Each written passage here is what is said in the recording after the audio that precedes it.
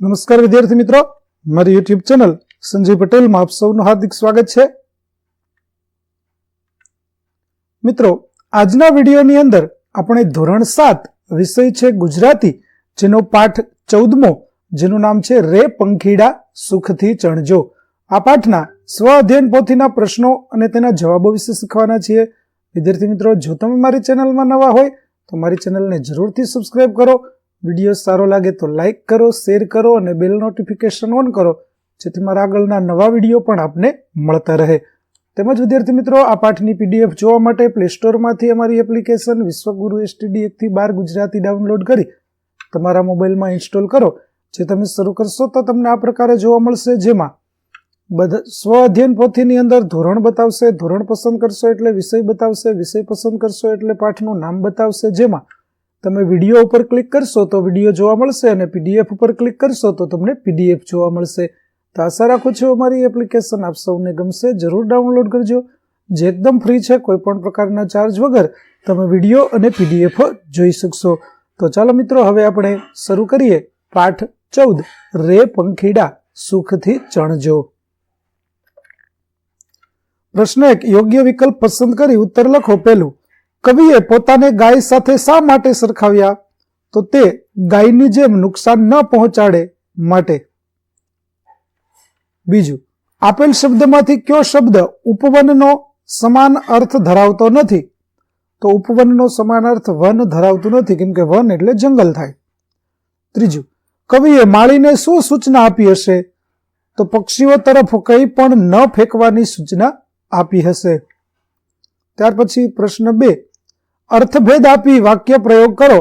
જેમ કે પેલું, કોષ એટલે થશે ભંડાર અને બીજું કોષ એટલે 1.5 માઇલનું અંતર. તો વાક્ય જોઈએ તો, રાજાએ ગરીબો માટે પોતાનો કોષ ખુલ્લો મૂકી દીધો. અને બીજું, સાધુએ 4 કોષ ચાલીને વિશ્રામ કર્યો. ત્યાર પછી બીજું છે મેષ એટલે આંજણ અને મેષ એટલે એક રાશિ થશે. જેમાં પેલું વાક્ય, તો માતાએ બાળકને મેષ આંજી. અને બીજું વાક્ય, મારું નામ મેષ રાશિ પરથી પાડવામાં આવ્યું છે. ત્રીજું, લેશ એટલે થોડું અને લેસ એટલે જરીની કિનાર. જેમાં પેલું વાક્ય થશે કે ચોરી પકડાઈ પણ નોકરને લેશ પણ શરમ ન આવી. અને બીજું વાક્ય, માયાએ સોનેરી લેસવાળી સાડી ખરીદી.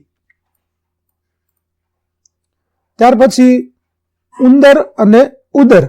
જેમાં ઉંદર એટલે એક જંતુ થશે અને ઉદર એટલે થશે પેટ.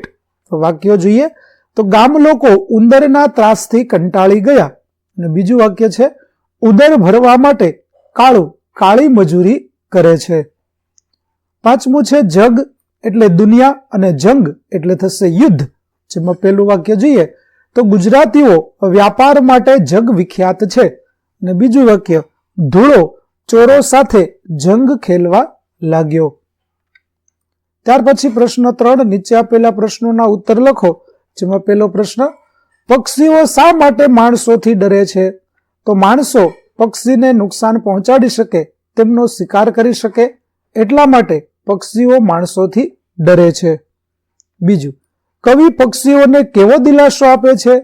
તો કવિ પક્ષીઓને દિલાસો આપે છે કે હું તમારી પાસે ચરતી આ ગાય જેવો છું, મારાથી ડરવાની જરૂર નથી, માળીને પણ તમારા તરફ કંઈ ફેંકવાની ના કહી છે.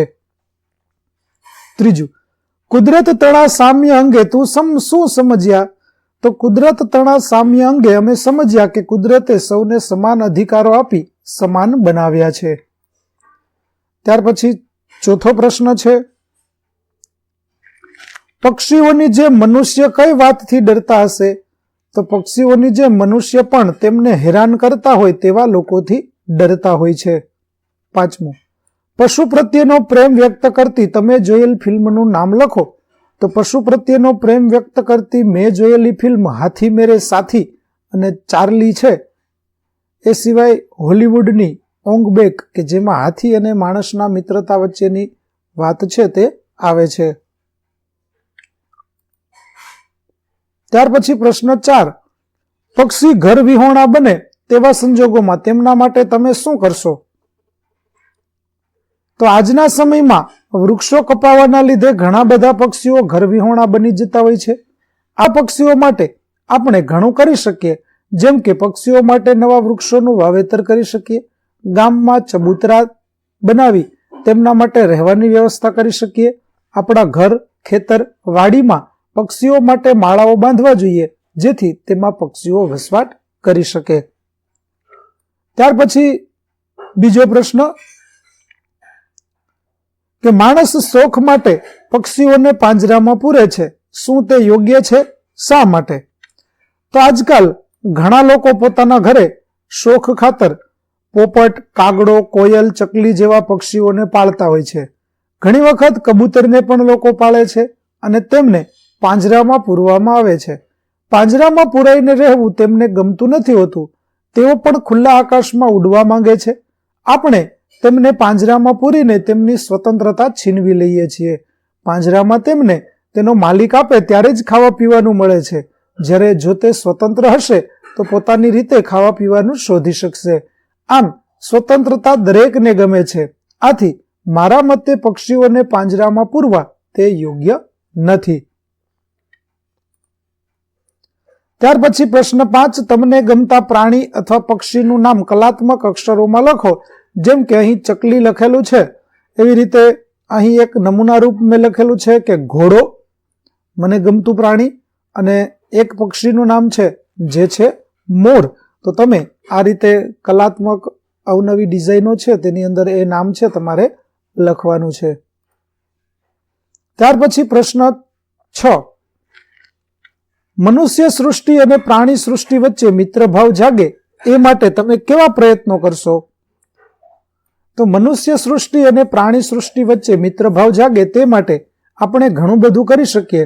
આપણી આસપાસ રહેતા પ્રાણીઓ અને પક્ષીઓના ભોજન અને પાણીની વ્યવસ્થા કરવી જોઈએ. તેમને રહેવા માટેની યોગ્ય વ્યવસ્થા શક્ય હોય તો કરવી જોઈએ. જો ક્યારેક તેઓ બીમાર પડે તો તેમને યોગ્ય સારવાર મળી રહે તેવી વ્યવસ્થા કરવી જોઈએ. કોઈ આવા પ્રાણીઓને હેરાન કરતું હોય તો તેમને અટકાવવા જોઈએ. આવું કરવાથી પ્રાણી અને મનુષ્ય વચ્ચે મિત્રભાવ જાગશે. ત્યાર પછી પ્રશ્ન 7, કલાપીનું અન્ય કાવ્ય ઇન્ટરનેટ કે અન્ય માધ્યમથી શોધીને લખો. તો વિદ્યાર્થી મિત્રો, કલાપીએ તો ઘણા બધા કાવ્યોની રચના કરી છે, જેમાં અહીં એક ઘા એ કાવ્ય છે તેની કેટલીક પંક્તિઓ લખવામાં આવી છે, જે મંદાક્રાંતા છંદની અંદર લખવામાં આવી છે, અને તે આપણા રે પંખીડા સુખથી ચણજો આ કાવ્યનો જે રાગ છે તે જ રાગની અંદર આ કવિતા છે તે પણ ગાઈ શકાય. તે અહીં લખેલી છે, તમે જોઈ શકો છો. ત્યાર પછી પ્રશ્ન નંબર 8, નીચે આપેલા ફકરાનું વાંચન કરી સમયની નોંધ કરો. તો વિદ્યાર્થી મિત્રો, અહીં જે ફકરો આપેલો છે તેને તમારે વાંચવાનો છે. તેના માટે તમારે 3 વાંચન કરવાના છે, અને દરેક વાંચન વખતે તમારે કેટલો સમય લાગે છે તે સમયની અહીં નોંધ કરવાની છે. જેમ કે મારે પ્રથમ પ્રયત્નમાં લાગેલો સમય છે તે 1 મિનિટ અને 10 સેકન્ડનો હતો. બીજા પ્રયત્ને મેં જ્યારે વાંચ્યું ત્યારે 1 મિનિટ અને 5 સેકન્ડ લાગી, અને ત્રીજા પ્રયત્ને મેં 1 મિનિટમાં આ બધા જ આખો ફકરો છે તે પૂરો કર્યો હતો. તો આ રીતે તમારે વાંચતા કેટલો સમય લાગે છે તેની અહીં નોંધ કરવાની છે. વિદ્યાર્થી મિત્રો, અહીં આપણો પાઠ 14 રે પંખીડા સુખથી ચણજો ના સ્વાધ્યાયન પોથીના પ્રશ્નો અને તેના જવાબો પૂરા થાય છે. આગળના પાઠના પ્રશ્નો અને તેના જવાબો મેળવવા માટે મારી ચેનલને જરૂરથી સબસ્ક્રાઇબ કરો. તેમજ પીડીએફ જોવા માટે પ્લે સ્ટોરમાંથી અમારી એપ્લિકેશન વિશ્વગુરુ એસટીડી 1 થી 12 ગુજરાતી ડાઉનલોડ કરો, જેમાં આપને ધોરણ 7 તમામ વિષયના સ્વાધ્યાય સોલ્યુશન, સ્વાધ્યાય પોથી સોલ્યુશનના વિડીયો અને પીડીએફો મળી રહેશે, જે એકદમ ફ્રી છે. કોઈ પણ પ્રકારના ચાર્જ વગર તમે વિડીયો અને પીડીએફો જોઈ શકશો. તો આશા રાખું છું અમારી એપ્લિકેશન આપ સૌને ગમશે. જરૂર ડાઉનલોડ કરજો. ફરી મળીશું આપણે નવા વિડીયો સાથે. ત્યાં સુધી આવજો.